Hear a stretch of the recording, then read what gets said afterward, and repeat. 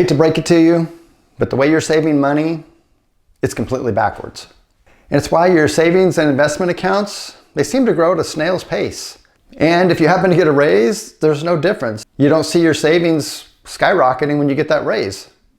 But today, we're going to change that. But first of all, remember, saving money, it's a mental game.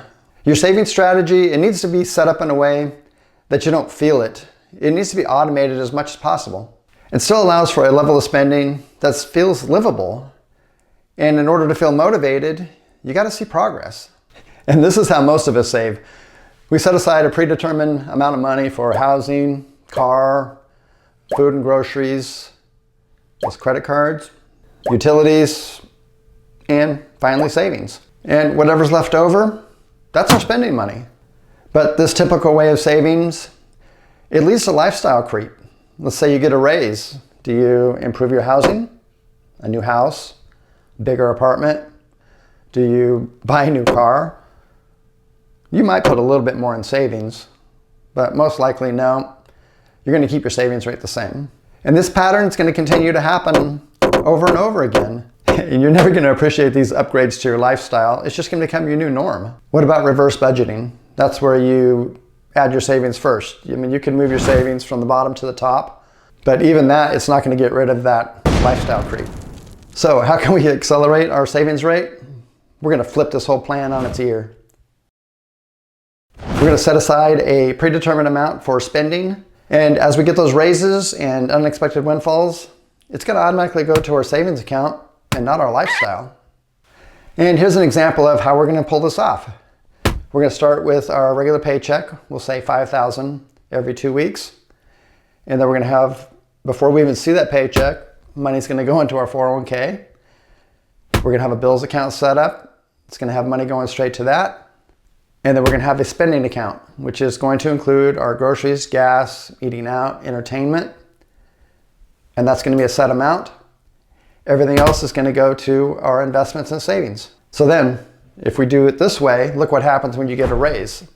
Say you get 5% raise. Where's that money going to go?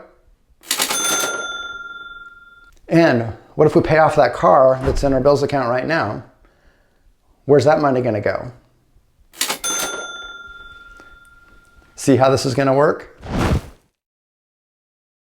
We're going to add up all of our bills, our regular bills like housing, car if you still have one, credit cards, whatever bills you have that are regular monthly bills that you pay. You're going to add those all up and divide it by the number of paychecks you get. You're going to set up a separate bills account and that money is going to go in there. You might want to add a buffer for utilities that fluctuate. You know, they might go higher in the winter, lower in the summer, or vice versa, depending on how your bills go. And all your bills are going to be paid out of this separate bills account. Then you're going to have a separate account for your spending money. And this spending account is going to include your groceries, gas, any other living expenses, entertainment, and that's all you're going to spend. I mean, sure, if something comes up, you need a little extra money, you might have to backfill it. But for the most part, that needs to be your limit on spending. And then you're going to open a savings or a brokerage account, and the remainder of your paycheck is going to go straight into that.